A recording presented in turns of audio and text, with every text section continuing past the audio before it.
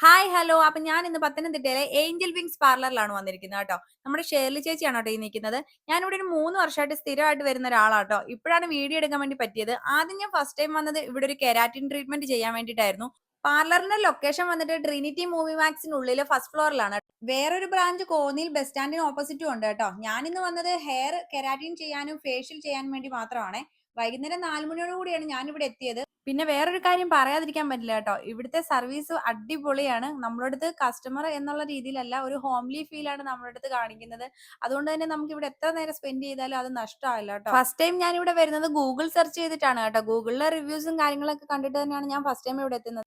അന്ന് ഞാൻ ചെയ്തത് പെർമനന്റ് സ്മൂത്തനിങ് ആയിരുന്നു കേട്ടോ. 2 കൊല്ലം പെർമനന്റ് ആയിട്ട് തന്നെ എന്റെ ഹെയർ അങ്ങനെ തന്നെ ഉണ്ടായിരുന്നു. ഇപ്പൊ കുറച്ച് ഡാമേജ് ആയത് കാരണമാണ് ഞാൻ വീണ്ടും എത്തിയത്. ഡാമേജ് ആവാൻ കാരണം എന്റെ കയ്യിലിരിപ്പ് കൊണ്ട് തന്നെയാണ്. ഞാൻ ആഫ്റ്റർ കെയർ ചെയ്യാഞ്ഞതുകൊണ്ടാണ്.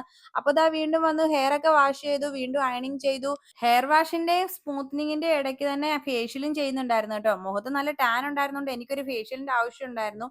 അപ്പൊ ഫേഷ്യൽ ഇതിനോടൊപ്പം തന്നെ കഴിഞ്ഞിട്ടുണ്ടായിരുന്നു. അപ്പൊ നല്ല ടൈം എടുത്ത് രണ്ടും കൂടി ചെയ്ത് വന്നപ്പോഴത്തേക്കിനും ഞാൻ ഏകദേശം 4 മണിക്കായിരുന്നു എത്തിയിട്ടുണ്ടായിരുന്നത്. ദാ ഈ സമയമായി കഴിഞ്ഞപ്പോഴത്തേക്കിനും.